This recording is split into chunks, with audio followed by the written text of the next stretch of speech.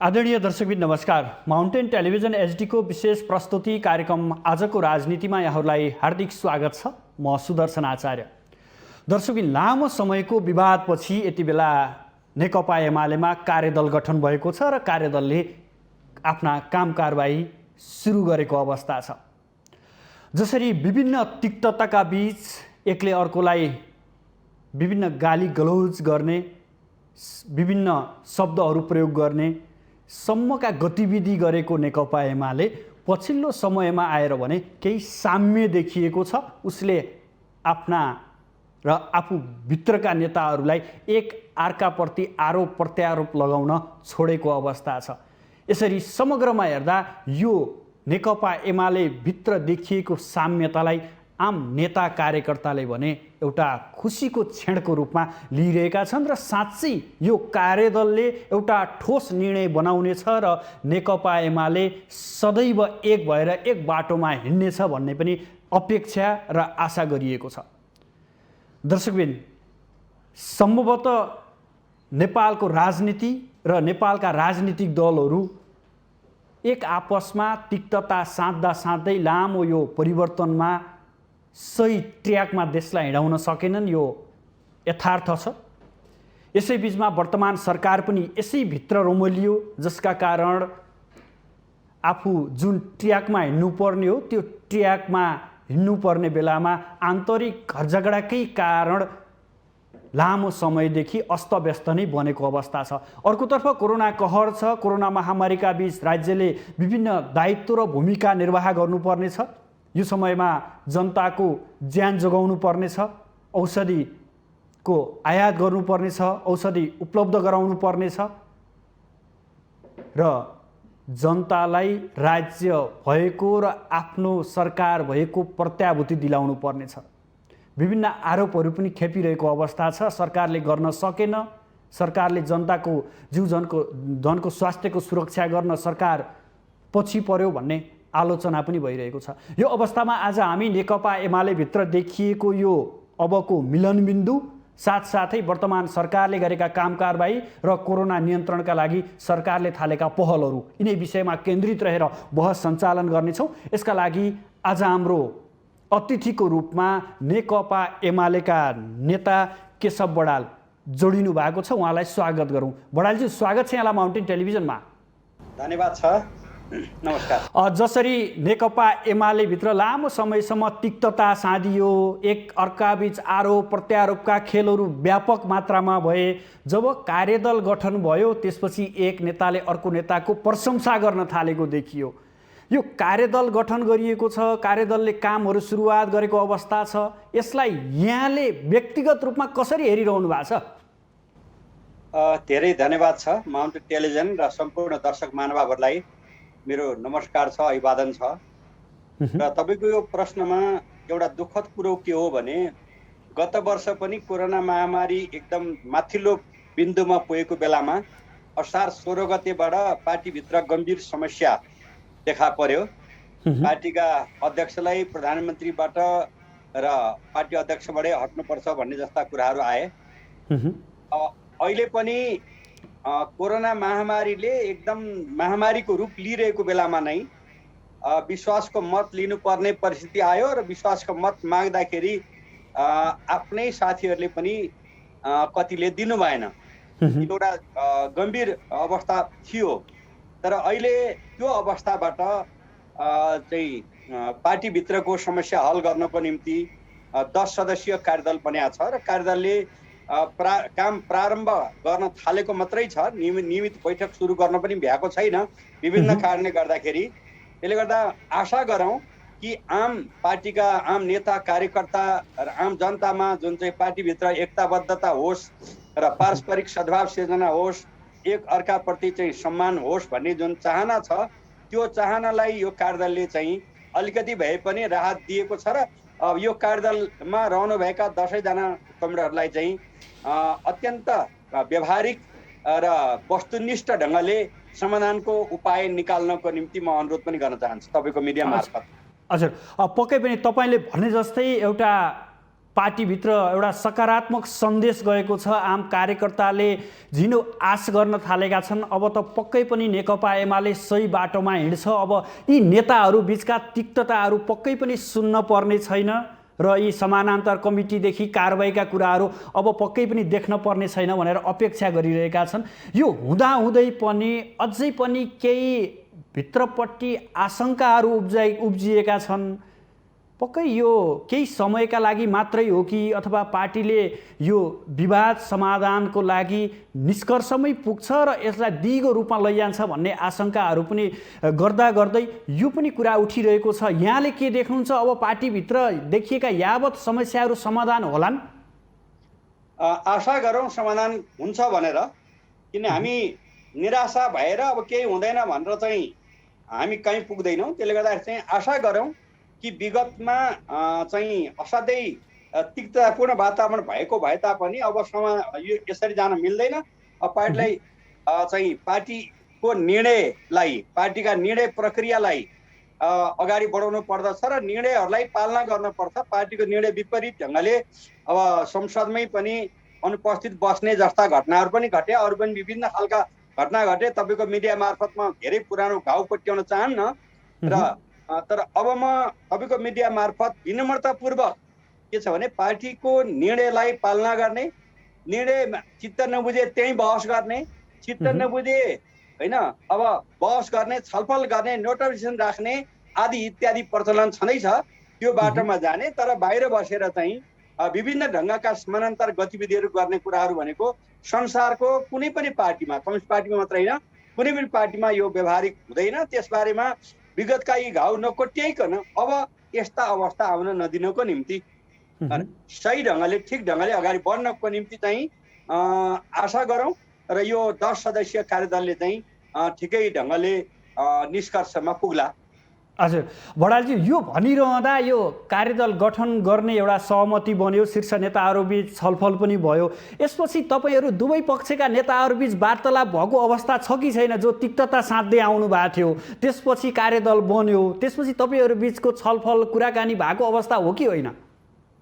होइन, कुराकानी त भइराखेको छ अनौपचारिक ढङ्गले। औपचारिक ढङ्गले त्यो कार्यदलको पनि बैठक विधिवत रूपमा बसेर अगाडि बढ्ने काम विभिन्न कार्यदलमा रहनुभएका जिम्मेवार कमान्डरका अरू पनि जिम्मेवारी भएको हुनाले केही सुरुवात गर्ने, कसरी जाने इन्फर्मल कुराहरू भइराखेको छ। फर्मल्ली कार्यदलले अब कसरी जाने भन्ने विषयमा चाहिँ निष्कर्षमा पुग्न बाँकी छ। आशा गरौँ कि निष्कर्षमा चाँडै पुगोस्। हजुर, तपाईँले यो बताइरहँदा केही शङ्का पनि उत्पन्न भएका छन्, केही शङ्काका घेराहरू पनि यहाँ रहेका छन्। प्रधानमन्त्री समेत रहनुभएका अध्यक्ष केपी शर्मा ओलीले यो बागमती प्रदेशमा रिक्त रहेको राष्ट्रिय सभाको चुनावसम्म मात्रै एकता गरे जस्तो गर्ने र विश्वासको मत प्राप्त गर्ने, अनि फेरि कारबाहीका प्रक्रिया सुरु हुन्छन् भनेर एउटा आशंकाले हेरिएको छ नि। अब यसबारेमा एउटा के भने पार्टीको निर्णय सबै सदस्यहरूलाई चित्त नबुझ्न सक्छ। सबै निर्णयहरू सर्वसम्मत सबैलाई चित्त बुझ्ने संसारमा कुनै पनि राजनीतिक दलमा कहिले पनि हुँदैन। त्यसले गर्दा पार्टीको निर्णयलाई सबैले पालना गर्नुपर्छ। तपाईँले उठाउनु भएको प्रश्न चाहिँ 6 गतेको निर्वाचन एउटा पार्टीलाई एकताबद्ध भएर अगाडि बढ्ने या नबढ्ने भन्ने विषयको उहाँहरूले दिने निर्देशन र मतदाताहरूले गर्ने मतदानको परिणामले पार्टी अब कसरी जान्छ भन्ने कुराको महत्त्वपूर्ण जङ्चर पनि हो, एउटा परीक्षा पनि हो। त्यसले गर्दा मलाई के विश्वास छ भने पार्टीले व्हिप जारी गरिसकेपछि, निर्णय गरिसकेपछि चाहिँ सम्पूर्ण चाहिँ अब मेयर, उपमेयर, अब प्रदेश सांसदहरू र अध्यक्ष उपाध्यक्षहरूले पार्टीको व्हिप पालना गर्नु चाहिँ गर्नुहुन्न। व्हिप पालना गर्नको निम्ति चाहिँ नेतृत्वले पनि ठिक ढङ्गले पार्टीको आधिकारिक निर्णयलाई मान्नुहुन्छ कि मान्नुहुन्न भन्ने कुराले भोलि एकताको आधार बलियो हुन्छ कि हुँदैन भन्ने कुराको एउटा चाहिँ बलियो परीक्षा भनेको पर्सि 6 गतेको मतदान पछि थाहा हुन्छ। यसलाई एउटा परीक्षाको रूपमा यहाँहरूले लिइरहनु भएको छ। एकदमै परीक्षा हो, साह्रै महत्त्वपूर्ण परीक्षा हो यो। किनभने पार्टीको निर्णय, पार्टीको व्हिप, पार्टीको निर्देशनलाई पालना नगर्ने पार्टी सदस्य हुन सक्दैन। हरेक पार्टी सदस्यले पार्टी सदस्यता प्राप्त गर्दाखेरि, शपथ खाँदाखेरि के अठोट गरेको हुन्छ भने म पार्टीको दर्शन, सिद्धान्त, मूल्य, मान्यता पालना गर्नेछु र पार्टीको निर्णय निर्देशनलाई म पालना गर्नेछु, त्यसको अवज्ञा गर्ने छैन भन्ने कुरो कसम खाएको हुन्छ। र जुन व्यक्ति कुनै पार्टीको सदस्य हुन्छ उसले एउटा अधिकार चाहिँ पार्टीलाई सुम्पिएको हुन्छ, त्यो के हो भने निर्णय पालना गर्ने कुराहरू। किन ऊ सामान्य नागरिक जस्तो इच्छा लागेको अनुसार गर्ने अवस्थामा हुँदैन। उसले पार्टीको निर्णय र पार्टीको निर्देशन, पार्टीको भावना, पार्टीको स्पिरिट विपरीत गतिविधि गर्न पाउँदैन। यो पार्टी संस्था प्राप्त गर्दाखेरिकै अठोट हुन्छ। त्यसले गर्दा विश्वास मलाई के लाग्छ भने 6 गतेको यो चाहिँ बागमती प्रदेशको जुन चाहिँ निर्वाचन छ, यो अब हाम्रो पार्टी कसरी अगाडि बढाउने हो, कसरी अगाडि बढ्छ भन्ने कुराको साह्रै महत्त्वपूर्ण परीक्षाको घडी पनि हो।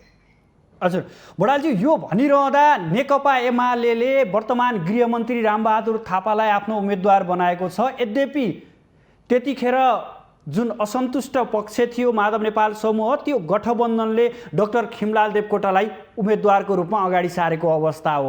अब उम्मेदवार दुईटा देखिए, एमाले भित्रैबाट भन्नु पर्यो। अब यो अवस्थामा आधिकारिक उम्मेदवार तपाईँहरूले रामबहादुर थापा भनिरहनु भएको छ, अनि डाक्टर खिमलाल देवकोटाको अवस्था के हुन्छ भन्नुहोस् त। अब म तपाईँलाई के भनौँ भने नेकपा एमाले दुईटा छैन, एमाले एउटा छ। एमालेको सूर्य चिन्ह एउटा छ, एमालेको निर्णय एउटा छ। र सडकमा बसेर अरूले कहाँ कहाँ कसले कसलाई के गर्नुभयो भनेको नागरिकको हैसियतले हरेक नागरिक उम्मेदवार बन्न पाउने, चुन्न पाउने अधिकारलाई मैले केही प्रश्नै उठाउँदिनँ। तर नेकपा एमालेको उम्मेदवार एकजना मात्रै हुनुहुन्छ, दुईजना हुनुहुन्न। उहाँ भनेको चाहिँ नेकपा एमालेका वरिष्ठ नेता अनि सिनियर नेता रामबहादुर थापा बादल हुनुहुन्छ।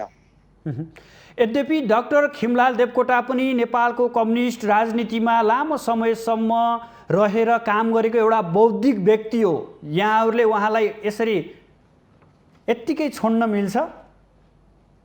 होइन, कुरो अब मैले के भने एमाले भित्र त धेरै पार्टी सदस्य हुनुहुन्छ, 8 लाखभन्दा बढी पार्टी सदस्य हुनुहुन्छ र त्यसमध्येमा उहाँ पनि होला, उहाँ हुनुहुन्छ होला। तर पार्टीले निर्णय गर्दा त एउटा गर्छ, दुईटा गर्दैन। पार्टीको आधिकारिक निर्णय भनेको, उम्मेदवारको निर्णय भनेको चाहिँ रामबहादुर थापा बादल नेकपा एमालेका नेता रामबहादुर थापा बादल हुनुहुन्छ र उहाँभन्दा अर्को कुनै उम्मेदवार नेकपा एमाले उठाएको छैन। व्यक्तिगत रूपमा कोही उठ्न पाउने, स्वतन्त्र ढङ्गले उठ्न पाउने अधिकारको बारेमा त मैले अघि नै भने हाम्रो संविधानले हरेक नेपालको नागरिक, योग्यता पुगेका नागरिकहरू कुनै पनि चुनावमा उठ्न पाउँछन् र चाहिँ अब त्यो उठ्न पाउने अधिकारलाई म केही भन्दिनँ होइन। तर पार्टीको उम्मेदवार भनेको एकजना हो र दुईजनाको बारेमा एमाले भित्र कुनै चर्चा भएको छैन। बडालजी, अर्को कुरा नि यो कार्यदलले जुन छलफल गर्ने भनेका विविध एजेन्डाहरू छन्, यो एजेन्डामा तत्कालीन माधव समूहले 2075 साल जेठ 2 को पूर्वत अवस्थामा पार्टीलाई फर्काउनु पर्छ भनेर अड्डी कसिरहेको अवस्था हो। हामी त्यहाँ पुग्न सक्ने सम्भावना हो अथवा चाहिँ अन्य बीच बाटोबाट निकासहरू निस्कने सम्भावना छ? होइन, अब यो विषयमा मैले धेरै कुरा गर्न चाहन्न, किन कार्यदल बनिएको छ, कार्यदलले छलफल गर्ला। तर मेरो बुझाइमा के हो भने अब जेठ 2 गते पछि भनेको हाम्रो सुनकोशीमा धेरै पानी बगिसकेका छ, धेरै अगाडि बढेको छ, धेरैवटा निर्णय भएको छन्, धेरैवटा केन्द्रीय कमिटीको बैठक बसेको छ, धेरैवटा स्थायी समितिको बैठक बसेको छ। त्यो बैठकमा कोही आउनुभयो, कोही आउनु भएन, त्यो एउटा आफ्नो ठाउँमा छँदैछ। त्यसले गर्दाखेरि चाहिँ प्रश्न के हो भने नेकपा एमालेका 9 महाधिवेशनबाट निर्वाचित हुनुभएका कसैलाई पनि पार्टीले निष्कासन गरेको छैन र 4 जनालाई अब निलम्बन गरेको थियो, त्यो फुकुवा पनि भइसकेको छ। भनेपछि चाहिँ अब जो स्थायी समितिमा हुनुहुन्थ्यो उहाँहरू स्थायी समितिमा रहेर काम गर्न सक्नुहुन्छ, जो केन्द्रीय कमिटीमा हुनुहुन्थ्यो उहाँहरू केन्द्रीय कमिटीमा रहेर काम गर्न सक्नुहुन्छ, अगाडि बढ्नुहुन्छ। विभाग भनेको जसले जुन काम गरिरहेको छ, गर्न चाहन्छ, त्यो उहाँहरूलाई अगाडि बढाउने कुरामा छ। तर बिचमा 2-3 वर्ष को अवधिमा खास गरिकन गत 2 वर्षदेखि चाहिँ केही साथीहरू अलमलमा पर्नुभयो, अल्मलिनुभयो होइन। केही साथीहरू, म अरू कडा शब्द प्रयोग गर्न चाहन्न, अब खास गरिकन 2076 कार्तिक पहिलो हप्तादेखिबाट केही साथीहरू अल्मलिनुभयो र चाहिँ यसो गरे पनि हुन्छ कि उसो गरे पनि हुन्छ भन्ठान्नुभयो। त्यो त्रुटिपूर्ण थियो, त्यो करेक्सन भई अब उहाँहरूले गर्नुपर्छ। र प्रश्न के हो भने पार्टीले पनि आफ्नो पार्टीका नेता कार्यकर्ता सबैलाई व्यवस्थापन गर्नुपर्छ, जिम्मेवारी बाँडफाँड गर्नुपर्छ, जिम्मेवारी दिनुपर्छ र जुन जिम्मेवारी थियो यथावत भन्ने त मलाई लाग्दैन त्यस्तो हुनसक्छ भन्ने लाग्दैन। तर के चाहिँ हो भने हरेक नेता कार्यकर्ताको यो पार्टी निर्माणमा रगत पसिना भएको छ, योगदान रहेको छ, त्यसले गर्दा उहाँहरूको सम्मानजनक ढङ्गले पार्टीले कार्यविधान गर्नुपर्ने हुन्छ होइन भन्ने मलाई लाग्छ। हजुर, जसको जिम्मेवारी खोसिएको थियो उहाँहरूले फेरि जिम्मेवारी पाउनुहुन्छ पार्टीमा, यहाँ विश्वस्त हुनुहुन्छ? होइन, तपाईँको के छ भने तपाईँ अहिले माउन्टेन टेलिभिजनको कार्यक्रममा हुनुहुन्छ, तपाईँ त्यो माउन्टेन टेलिभिजन तपाईँलाई जिम्मा दिएको छ, तपाईँले महिनौसम्म वर्षौंसम्म काम गर्नु भएन भने तपाईँलाई त्यो त्यहाँ राखी छाड्दैन कसैले पनि। त्यसले गर्दा अनुपस्थित भइसकेपछि जिम्मेवारी नबोक्ने अवस्था भइसकेपछि, जिम्मेवारीको दायित्व पुरा नगरिसकेपछि विकल्प व्यवस्था पार्टीले आफ्नो पार्टीभित्रबाट गर्छ र त्यो कुनै अन्यथा भनेर त्यसलाई हिसाब गर्न मिल्दैन। त्यसले गर्दा चाहिँ जिम्मेवारी उही भन्न म सक्दिनँ, तर चाहिँ के छ भने हरेक नेता कार्यकर्ताले जिम्मेवारी पाउनुहुन्छ। जस पार्टीभित्र सन्तुष्ट बनाएर राख्ने जिम्मेवारी चाहिँ अध्यक्षको हो, उहाँले मिलाउनुहुन्छ भन्नेमा यहाँ ढुक्क हुनुहुन्छ? होइन, सन्तुष्ट भने त के छ भने पार्टीको चाहिँ आवश्यकता अनुसारको जिम्मेवारी दिने काम हुन्छ र दिएको जिम्मेवारीलाई इमान्दारीपूर्वक पुरा गर्नु हरेक पार्टीका नेता कार्यकर्ताको दायित्व हो। यो बारेमा अन्यथा हुँदैन। विगतदेखि नै 6 सालमा स्थापना भएको हाम्रो पार्टी विगतदेखि नै यही कुरा छ र यही कुरामा को दायाँ बायाँ ढङ्गले अनि सडकबाट अन्यथा गर्ने कुराहरू भनेको कसैले पनि गर्ने कुरो ठिक हुँदैन। बडालजी, कस्तो अचम्मको राजनीति के, कारबाही गर्न पनि पाउने, कारबाही गर्ने पनि, जनताले के चाहेका हुन्, जनताका समस्या के हुन् त्यतातर्फ पटक्कै ध्यान नहुने, चाहेको बेलामा निष्कासन पनि गर्न सक्ने, कारबाही पनि गर्न सक्ने, फेरि एकैछिनमा मिल्न पनि सक्ने, यो कस्तो राजनीति हो हाम्रो नेपालको? अब यो चाहिँ अब तपाईँले कसरी बुझ्नुभयो? नेकपा एमाले कसैलाई पनि कर्णालीका फ्लोर क्रस गर्ने 4 जना बाहेक अरू कसैलाई पनि निष्कासन गरेको छैन है। त्यसले गर्दा चाहिँ कसैलाई निष्कासन गरेको छैन, तर पार्टीको निर्णय विपरीत गतिविधि गरेको हुनाले केही साथीहरूलाई निलम्बन गरेको थियो, त्यो फुक्का भइसकेको छ। निष्कासन एकजनालाई पनि गरेको छैन। त्यसले गर्दा चाहिँ कुनै साथीहरूले त माइती गरेर मण्डलमा बसेर आफ्नै पार्टीको अध्यक्षको विरुद्धमा चाहिँ होइन अध्यक्षलाई अब अध्यक्षबाट निष्कासन गर्ने, दलको नेताबाट निष्कासन गर्ने, साधारण सदस्य निष्कासन गर्ने जस्ता कुरा पनि समाचारमा आयो। त्यो कहाँ भयो के भयो त्यो थाहा छैन मलाई। त्यो त अनेक छर्लङ्गै पार्नुभयो बडालजी, त्यो त अनेक छर्लङ्गै पार्नुभयो। आम जनताले तपाईँहरूको यो रमिते प्रवृत्ति हेरिसकेका छन्। अब त मिल्नुस् भन्ने आम कार्यकर्ताको भावना हो, त्यो अनुसार तपाईँहरू अगाडि जाँड्दै हुनुहुन्छ, त्यसमा आम कार्यकर्ताहरू खुसी पनि भएका छन्।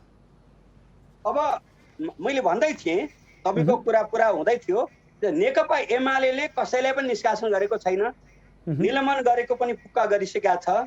त्यसले गर्दाखेरि चाहिँ अब त्यो पुरानो घाउ कोट्याएर रगत आउने बनाउने काम तपाईँहरूले पनि नगर्नुहोस्, कसैले पनि नगर्नुहोस् र विगतमा केही त्रुटि गरेका साथीहरू भए पनि पार्टीले क्षमा दिइसकेका छ र उहाँहरूले अब भनेको चाहिँ समाधानको अब हिजो के भयो भन्नेतर्फ भन्दा पनि अब अगाडि बढ्नको निम्ति पार्टीलाई राष्ट्रिय स्वाधीनता, राष्ट्रिय एकता, राष्ट्रिय अखण्डता, सार्वभौमिकता, लोकतन्त्र र वर्तमान सङ्घीय लोकतान्त्रिक गणतन्त्रको संविधानलाई सुरक्षा व्यवस्था गर्ने अगाडि बढ्ने कुरामा बहस गर्नुपर्छ, त्यसबारेमा अगाडि बढ्नुपर्छ र अन्यथा ढङ्गले अलमल्लिरहनु हुँदैन। र मैले अघि भन्न खोजेको तपाईँको प्रश्नमा के भने नेकपा एमाले कसैलाई पनि निष्कासन गरेको छैन। मैले भने कर्णालीका 4 जना साथीहरू जो चाहिँ फ्लोर क्रस गर्नुभएको थियो उहाँहरूलाई निष्कासन गरेको बाहेक निष्कासन कसैले गरेका छैन होइन। दोस्रो कुराहरू भनेको केही साथीहरूलाई निलम्बन गरेको कुरो पनि फुक्का भइसकेका छ भनेपछि चाहिँ अब पार्टीको बैठक हुन्छ, बैठकमा आउनुपर्छ, बस्नुपर्छ, छलफल गर्नुपर्छ र चित्त नबुझेको नोटेड फिर्ता आफ्नो पाइन्छ, तर पार्टीको निर्णयलाई हार्दिकतापूर्वक स्वीकार्न पर्छ। बडालजी, यो तपाईँले बताइरहँदा अब प्रधानमन्त्री केपी शर्मा ओलीले 30 दिनभित्र विश्वासको मत लिनुपर्ने हुन्छ। अब प्रधानमन्त्रीले विश्वासको मत लिन सक्नुहुन्छ? के देख्नुहुन्छ यहाँले अबको समीकरण? होइन, अब यो छर्लङ्गै छ। हाम्रो पार्टी संविधानभन्दा दायाँ बायाँ जाने सोच्ने कुरै गर्दैन, किन यो संविधान निर्माण गर्नको निम्ति अरू कुनैको भन्दा पनि बढी रगत पसिना बगाएको जेनेरल बिहोरेको सारा गरेको पार्टी नेकपा एमाले हो। एमाले संविधानको अनुसार जान्छ। अब 30 दिनभित्र विश्वासको मत दिनुपर्ने छ र यही बिचमा चाहिँ बजेटको नीति कार्यक्रमको पनि विषय भएको हुनाले अब त्योभन्दा पहिले वा पछि सम्माननीय प्रधानमन्त्रीले विश्वासको मत संसदबाट माग्नुहुन्छ। प्राप्त भयो अगाडि बढ्नुहुन्छ त्यही ढङ्गले, प्राप्त भएन भनेपछि मेरो अनुमान भनेको चाहिँ 76 को 5 मा जाने सम्भावना हुन्छ र यसबारेमा विश्वास मत दिने कि नदिने भन्ने कुरा चाहिँ सबै राजनीतिक दल संसदमा उपस्थित भएका सबै राजनीतिक दलका नेताहरूलाई मेरो विनम्र अनुरोध के छ भने अहिले विश्वास मत नदिएर गल्ती गर्ने काम तपाईँहरू कसैले पनि नगर्नुहोस्। होला चित्त नबुझेको होला, सरकारका काममा तपाईँहरू सन्तुष्ट नहुनु होला, सरकार फेर्न मन लागेको होला, अरू कसैलाई प्रधानमन्त्री बन्ने रहर पनि होला हैन। अब बाध्यात्मक परिस्थिति पनि तपाईँहरूलाई कहीँ कतैबाट होला। ती तमाम भए तापनि अहिले वर्तमान सम्माननीय प्रधानमन्त्री केपी ओलीलाई विश्वासको मत नदिने गल्ती सायद संसदका कसैले पनि गर्नुहुन्न, मलाई विश्वास छ। विगतमा जेसुकै भए तापनि विश्वास दिनुपर्छ, दिनुहुन्छ। अन्यथा अब यो देशको राजनीतिलाई हैन जुन ढङ्गले अगाडि बढ्ने हो त्यसमा अप्ठ्यारो पर्न सक्छ र 76 को 5 मा अब यो राज्य अगाडि बढ्न सक्छ, संविधान अगाडि बढ्न सक्छ। यो प्रधानमन्त्री केपी शर्मा ओलीले बारम्बार भनिरहनु भएको छ मध्यावधि निर्वाचनमा जानुपर्छ, मध्यावधि निर्वाचनको विकल्प छैन भनेर भन्नुभएको छ। अब देश त्यतैतर्फ जाने सङ्केत देखिएको बडालज्यू? होइन, म त्यति पर पुग्दिनँ। मलाई विश्वास के छ भने हिजो अस्ति चाहिँ कोही साथीहरू अनुपस्थित हुनुभयो, कोही साथीले भोट हाल्नु भएन, कोही साथीहरूले विपक्षमा मतदान गर्नुभयो। तर अब सम्माननीय प्रधानमन्त्रीले विश्वास मत माग्दाखेरि अहिले यस्तो अवस्थामा कोरोनाको महामारीको बेलामा यो फेरि बबन्डर निकाल्ने कामहरू कसैले गर्न हुने छैन। वर्तमान प्रधानमन्त्रीका कमी कमजोरी छन्, भरपूर आलोचना गर्नुहोस्, सुझाव दिनुहोस्, टिप्पणी गर्नुहोस्, त्यसमा मेरो केही भन्नु छैन। तर के छ भने अहिले विश्वासमा नदिएर गल्ती चाहिँ राष्ट्रलाई, जनतालाई र कोरोना महामारीको विरुद्धमा एकताबद्ध भएर लड्नुपर्ने बेलामा अन्यथा बाटोमा जाने गल्ती कसैले पनि नगर्नु हुन म विनम्रतापूर्वक निवेदन पनि गर्न चाहन्छु तपाईँको मिडिया मार्फत। हजुर, अर्को कुरा, पछिल्लो समय यो शपथको विषयलाई लिएर प्रधानमन्त्री अलि विवादमा देखिनु भएको छ, आलोचनाहरू आइरहेका छन्, सर्वोच्चमा रिटहरू परिरहेको अवस्था छ। यसलाई यहाँले कसरी विश्लेषण गरिरहनु भएको छ? अब यो शपथको बारेमा चाहिँ संसारका धेरै देशमा शपथ सम्बन्धी ऐन कानुन पनि बनाएका छन्, हाम्रो त्यो बनाएको पनि छैन। र यो बारेमा शपथसँग सम्बन्धित विवाद विगतमा पनि फाटाफुट्टा आउने गरेको, अहिले अलिक गम्भीर ढङ्गले विवाद आएको छ र सर्वोच्चमा रिट पनि दायर भएको छ। यसबारेमा म सरकारलाई के अनुरोध गर्न चाहन्छु भने शपथ सम्बन्धी ऐन किटानी गर्ने, ऐन बनाएर र अगाडि बढ्ने र त्यसो भएपछि अलमल हुने इत्यादि हुने जुन बेला बखतमा देखिया छ, संसारका विभिन्न देशमा पनि यस्तो बेला बखतमा देखिने गर्छ। यो नदेखिने वातावरण बनाउनुको निम्ति चाहिँ शपथ सम्बन्धी ऐनको व्यवस्था जतिसुकै चाँडै, म त भन्छु सामान्य प्रधानमन्त्रीलाई सम्भव हुन्छ भने अध्यादेशबाटै भए पनि शपथ सम्बन्धी ऐन ल्याउने व्यवस्था होस् र अलमल विवाद भइरहने कुराहरूलाई सधैँको निम्ति अन्त्य गर्नुपर्छ भन्ने मलाई लाग्छ। हजुर, सरकारले अध्यादेश मार्फत देश चलायो भनेर आरोप खेपिरहेको समयमा तपाईँले फेरि अध्यादेशकै कुरा गर्दै हुनुहुन्छ? होइन, हाउस नचल्या बेलामा आवश्यक पर्यो भने अध्यादेश ल्याउनु पर्ने संसारको प्रचलन हो र संसदीय व्यवस्थाको प्रचलन हो। हाम्रो संविधानले त्यो व्यवस्था गरेको छ र कुनै पनि अध्यादेश हाउसमा पुगेपछि चाहिँ त्यो चाहिँ 60 दिनभित्र पास पास गर्नुपर्छ कि त्यो निष्क्रिय हुन्छ। त्यसले गर्दा सार्वभौमसत्ता सम्पन्न संसद नै हो। संसदले त्यसलाई पास गर्यो भने निरन्तर अगाडि बढ्छ। तर संसद नबसिरहेको, विभिन्न कारणले नबसिरहेको बेलामा अध्यादेश आउँछन्। अध्यादेश आउने कुरालाई त्यस्तो डरलाग्दो ढङ्गले हेर्नु हुँदैन। जनताले निर्वाचित गरेका सामान्य प्रधानमन्त्रीले, मन्त्री परिषदले अध्यादेश ल्याएर तत्कालीन बाधा अड्काउ फुकाउ गर्ने कुराहरू जुन हुन्छन् त्यसलाई अब अन्यथा ढङ्गले डरलाग्दो ढङ्गले विश्लेषण गर्ने कुराहरू तपाईँहरू कसैले पनि नगर्नु, त्यो गल्ती होइन। किनभने जुनसुकै अध्यादेश पनि हाउसमा पास नभइकन त्यो दिगो हुँदैन। हाउसले अस्वीकार गर्न सक्छ, स्वीकार्न पनि सक्छ। तर अप्ठ्यारो परिस्थितिले पर्दाखेरि भनेको तत्कालीन अवस्थामा अध्यादेश ल्याएर अगाडि बढ्नुपर्ने हुन्छ। हजुर, अर्को कुरा नि बडालज्यू, यो राजदूत सिफारिसको विषयलाई लिएर पनि केही आलोचना भइरहेका छन्। नेपाली कङ्ग्रेस, जसपाहरूले पनि आलोचना गरिरहेको अवस्था छ। यतातर्फ सरकारले कतिको ध्यान दिएको देख्नु भएको छ यहाँले? होइन यो विषय मेरो डिप्लोमेटिक क्षेत्र मेरो विषय त होइन, तर पनि के छ भने कतिपय अहिले निर्णय भएका एम्बेसडरहरू योभन्दा धेरै 4-5 वर्ष पहिले पनि निर्णय भइसक्या र पछि चाहिँ सरकार फेरिएपछि क्यान्सल भएका घटना पनि छन्।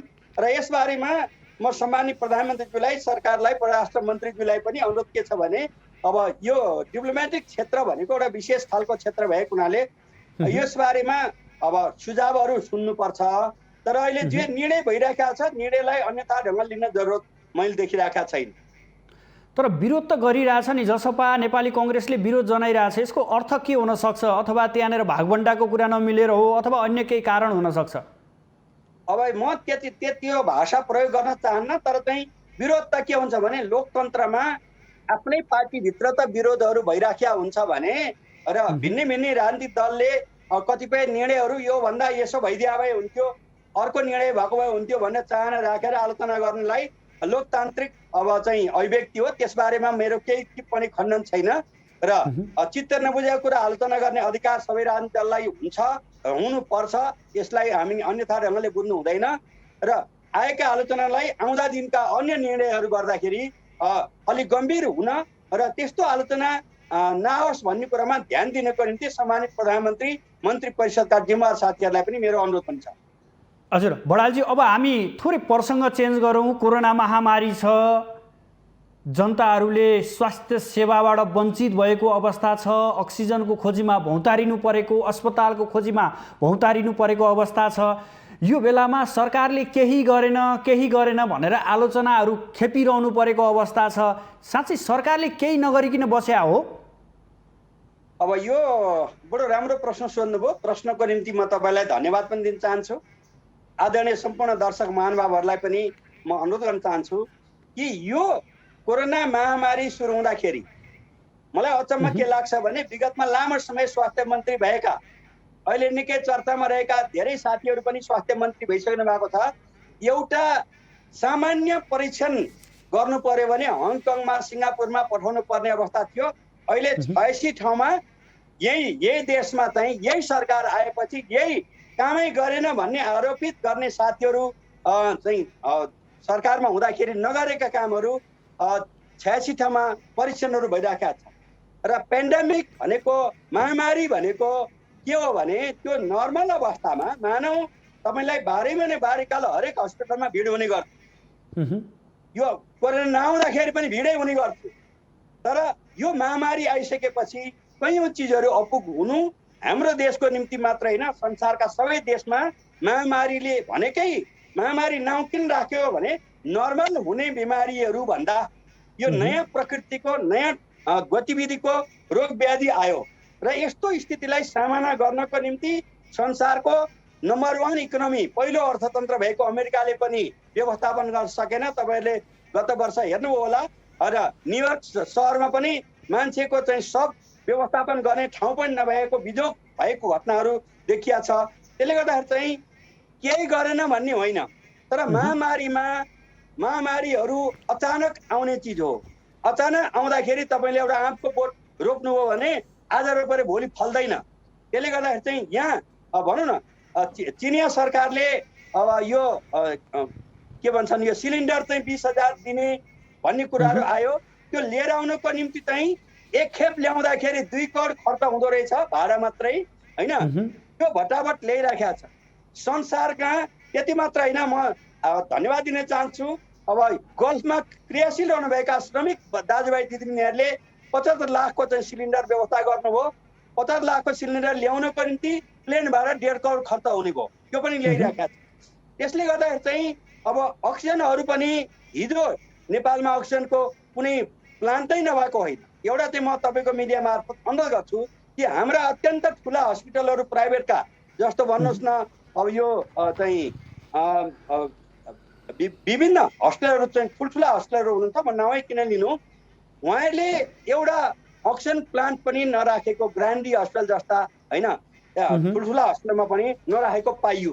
त्यसले गर्दा अहिले सरकारले 100 बेडभन्दा माथिको हस्पिटल चलाउनेहरूले चाहिँ आफ्नै अक्सिजन प्लान्ट राख्नुपर्छ, अहिलेपछि पनि यस्तो समस्या आउन सक्छ भनेको छ। र अहिले युद्ध स्तरमा अहिले बागमती प्रदेश सरकारले सबै हस्पिटलमा चाहिँ अक्सिजन प्लान्ट राख्ने गरी चाहिँ युद्ध स्तरमा काम थालेको छ।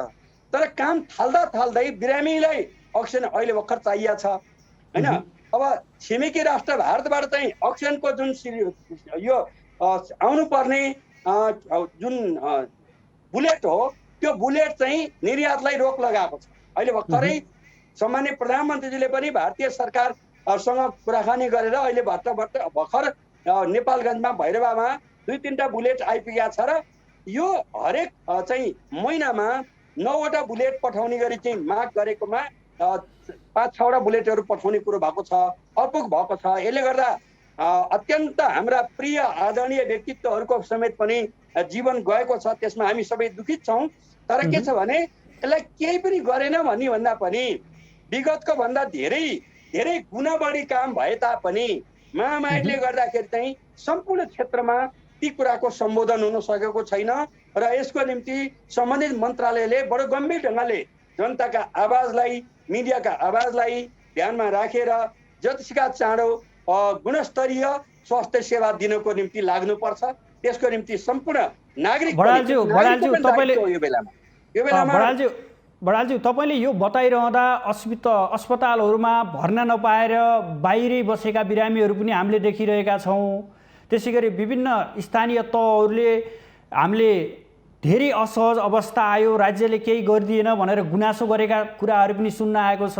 अस्पतालहरूले हामी भर्ना लिन सक्दैनौँ भन्ने कुराहरू पनि बाहिर आएको छ। अक्सिजनको अभावमा आफन्तहरू, बिरामीका आफन्तहरू भौँतारिरहेको अवस्था पनि छ। यो अवस्थामा त तपाईँले भने जस्तो सरकारले, राज्यले पुरै काम गरेको त भन्न मिल्दैन। यद्यपि राज्यले काम गरिरहेको भन्नुभएको छ, यद्यपि धेरै कुराहरू अझै पनि मिलाउनु पर्ने छ। यसमा राज्य कता कता चुकेको जस्तो यहाँलाई अनुभव भएको छैन? पहिलो नम्बरमा तपाईँलाई म के निवेदन गरौँ भने राज्य भनेको के हो? राज्य भनेको केपी ओली मात्रै हो। राज्य भनेको अहिले आफै पेन्डेमिक बिमारी भएर पनि थुप्रै नर्स दिदीबहिनीहरू आफ्नो जीवनको आहुति दिएर बिरामीको उपचारको निम्ति आफूलाई समर्पित गर्नुभएको छ। त्यसै गरी चाहिँ स्वास्थ्य कर्मी मात्रै, डक्टरहरू, डक्टरहरू, प्राविधिकहरू र नर्सेसहरू र सफाई मजदुरहरू त्यसरी खट्नु भएको छ। यो पनि सरकारको अङ्ग हो। त्यसै गरी त्यसलाई व्यवस्थित गर्नको निम्ति चाहिँ अहिले देशभरिमा रहेका चाहिँ सिलिन्डर कहाँ लुकाएको छ भनेर हाम्रा प्रहरी दाजुभाइ दिदीबहिनीहरूले खोजी चाहिँ राज्यको हस्पिटलमा पुर्याउनु भएको छ र ती प्रहरीहरू राज्य हो कि होइन। त्यसै गरी सैनिक दाजुभाइ दिदीबहिनीले होइन त्यो अत्यन्त खतरा हुने खालको चाहिँ सब व्यवस्थापन गर्ने मात्र होइन, बिरामीलाई होइन यो पुरै एयर एम्बुलेन्सहरूबाट हेलिकप्टरबाट एक ठाउँबाट अर्को ठाउँ पुर्याउने कामहरू नसोचिकन नखाइकन सेनाले गरिराख्नु भएको छ। त्यसै गरी चाहिँ हाम्रा डक्टर प्राविधिकहरू र चाहिँ सम्बन्धित सबैले जुन चाहिँ 24 घण्टा खट्नु भएको छ, यो राज्य हो कि होइन? यहाँ अहिले चाहिँ तपाईँले बडो राम्रो प्रश्न सोध्नुभयो। हाम्रो मिडियाले के बुझ्छ भने यो सिङ्गो राज्य भनेको एउटा केपी ओली हो, केपी ओलीले समाप्त गरेपछि सबै कुरा ठिकठाक भइहाल्छ, राज्यले केही गरेन भनेर चाहिँ भन्नुहुन्छ र सबैतिर त्यो अक्सिजनको सिलिन्डर पनि बोकेर केपी ओलीले कानमा राखेर ठाउँ ठाउँ पुर्याउनु पर्थ्यो भन्ने खालको जुन प्रचार भइराखेको छ, यो चाहिँ राज्य भन्ने कुरै नबुझ्नेहरूले गर्ने कुरा हो। त्यसले गर्दा राज्य भनेको अहिले राज्य काम गरिरहेको छ, त्यो स्वास्थ्य क्षेत्रका 1 लाखभन्दा बढी स्वास्थ्य कर्मीहरू अहोरात्र खटिरहनु भएको छ, त्यो पनि राज्य हो। बडालज्यू राज्यले काम गरिरहेको छ भने यति धेरै आलोचना चाहिँ किन उठिरहेछन् त? उसो भए आलोचना त भइरहेछन् नि, सोसल मिडियामा विभिन्न किसिमका ती भिडियोहरू बाहिर आइरहेछन् नि, सरकारले केही गरेन भनेर बिरामीका आफन्तहरू रोएको, अस्पतालमा बेड नपाएर बसेका धेरै किसिमका भिडियोहरू त हामीले हेर्न पाइरहेछौँ त। आचार्यजी तपाईँको घरमा कतिजना जानुहुन्छ? म सोधेँ है एउटा, कतिजना हुनुहुन्छ तपाईँ? कतिजना हुनुहुन्छ? 5 जना हुनुहुन्छ? कतिजना हुनुहुन्छ भन्नु न, के फरक पर्दैन। हजुर भन्नुहोस्। तपाईँको घरमा 5 जनाको निम्ति एउटा परिवार थियो र 25 जना पाहुना आयो भने तपाईँलाई ओछ्यान व्यवस्था गर्न अलिकति समस्या पर्दैन होइन? भात पकाउने भाँडो पनि अर्को किनेर ल्याउनु पर्ने परिस्थिति आउन सक्छ। त्यसले गर्दा पेन्डेमिक भनेको के हो भने नर्मल बेलामा गरिने उपचारले भ्याउँदैन। त्यसले गर्दाखेरि अप्ठ्यारो भएको छ। तपाईँले भने जस्तै चाहिँ धेरै नेपाल आमाका सन्तान दाजुभाइ दिदीबहिनीले दुःख पाउनु भएको छ। उहाँहरूको दुःखसँग म पनि सहभागी हुन चाहन्छु। म पनि कोरोना पीडित भएको मान्छे हो होइन। त्यसले गर्दाखेरि चाहिँ प्रश्न के हो भने र जति हुनु पर्थ्यो अझै भइदिए हुन्थ्यो भन्ने कुरा ठिक छ, त्यसो भन्ने साथीहरूलाई म सम्मान गर्न चाहन्छु। तर केही पनि भएन भन्ने होइन। 45 दिन भेन्टिलेटरमा बसेर जिउँदै अब सकुशल घर फर्केको खुसियाली मनाएको घटना पनि त छ नि। त्यसले गर्दा आज पनि तपाईँले भन्नुहुँदाखेरि 400 भन्दा बढी त भेन्टिलेटरमा हुनुहुन्छ, 1400 भन्दा बढी चाहिँ अब यो उसमा हुनुहुन्छ, के अरे आइसियुमा हुनुहुन्छ, र त्यसै गरी चाहिँ अब 7000 भन्दा बढी चाहिँ हस्पिटलहरूमा भर्ना हुनुभएको छ पेन्डेमिक भएका मान्छेहरू होइन। अरू घरमै आइसोलेसन बसेर उपचार गरिराख्नु भएको छ भन्दाखेरि मलाई के विश्वास छ भने सम्बन्धित क्षेत्रले यो महामारीको बेलामा रात बिहान नभनिकन नसुतिकन नखाइकन जुन काम गरिराख्नु भएको छ उहाँहरूलाई म नमन गर्न चाहन्छु। जसरी महायुद्धको बेलामा सेना जसरी खट्नियो आज स्वास्थ्य कर्मी त्यसरी खट्नु भएको छ। यसरी खटेका स्वास्थ्य कर्मीहरूलाई केही पनि गरेन भनेर चाहिँ विरोध गर्ने काम जसले गर्नुभएको छ त्यो त्यस्तो नगर्नको लागि म निवेदन गर्न चाहन्छु।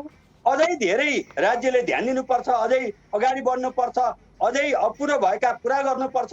जनताको जीव एकजना मान्छेको जीवन यताउति हुँदाखेरि पनि त्यो उहाँको निम्ति त राष्ट्र नै खतम भएको जस्तो भयो नि त। त्यसले गर्दाखेरि चाहिँ कसैको जीवन अकालमा बित्न दिनु हुँदैन, त्यसको निम्ति ध्यान दिनुपर्छ। तर जसले केही पनि भएन भन्नुहुन्छ उहाँहरू गफाडी हो र काम नगर्ने, विरोध गर्ने, विरोधको निम्ति जन्मिएको र विरोध गर्दा गर्दै जीवन समाप्त गर्नेहरूको लागि मलाई केही भन्नु छैन। होइन भने आफ्नो दायित्व पुरा गर्नुहोस् होइन, अरूको दायित्व पनि पुरा नगरेको कुरामा यो काम